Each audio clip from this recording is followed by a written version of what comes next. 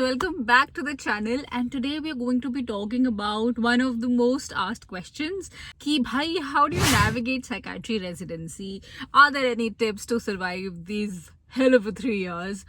I enjoyed it thoroughly, but disclaimer, this is not scientific advice. There is no RCT evidence for it. It is just based on personal experience. Little bit of context, I did my MD psychiatry from Lady Hardinge Medical College, and your girl topped Delhi University. Maybe some credibility is there. So number one, from the day you enter residency, you'll be bombarded with the amount of information that you have to take. Psychiatry is a very theoretically dense branch, along with a number of practical skills that you have to learn, which although soft skills should be a part of your MBBS training as well, but it is usually not. But you'll have to learn those. So there is basically a lot to learn. But there are also 3 years. That's 365 into 3 days. Do the math. So it's not that the time is less. It's not a sprint. It's a marathon.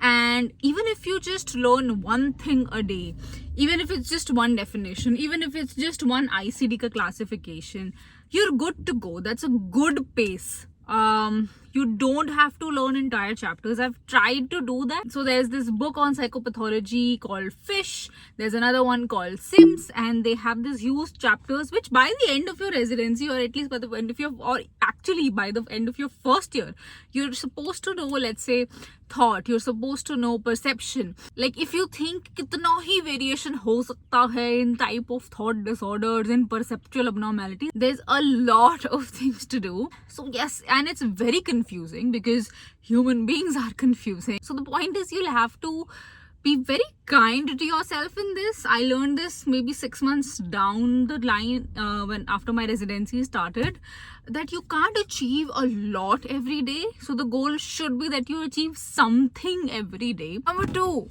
write a lot. Probably psychiatry is the only branch, especially in residency, you have to write like very long histories, MSCs. So especially for inpatients, we used to have this rule that, if the patient is admitted tomorrow morning there will be morning rounds, and like you have to have the entire case presentation. If you are into psychiatry residency, you know what a detailed case intake means. It means at least 20 to 30 pages of detailed history and examination with verbatums of patient, with your interpretation of what that is. And trust me when I say this, there will be times when you'll be sitting till like 2 a.m. in the night, or sometimes even start at 2 a.m. in the night, and write those histories and MSCs. But do write it. It's that practice that will help you build an intuition and build that clinician knowledge of okay, this is what this looks like. But to build that, to be able to spot diagnose, you'll have to go through the painful processes of writing, finding out, making people listen to your verbatums and discussing, okay, why is this thought block, why is this circumstantiality. Once you're able to observe that in 1 or 2 patients, life automatically gets easier. And while you still will have to learn definitions, it will just be easier to remember those. But it's important. It's a very important part of it. Number 3, very closely related to this, do not be afraid. Okay, you will be afraid naturally because it's nerve-wracking, but do not shy away from presenting cases, and do not shy away from asking questions when another person is presenting cases. It is very important. There is just no other way that you learn psychiatry. I was blessed to be in a department where it was always encouraged that you present full cases. They will listen to your long MSCs, they will listen to your verbatums, they will listen to your boring stuff.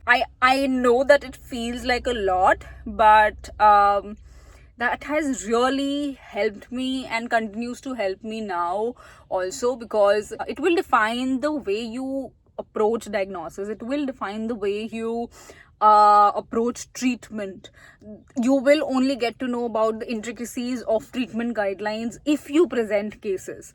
So you don't shy away from that, and also you become more articulate once you start presenting more. Next is, please please learn psychotherapy.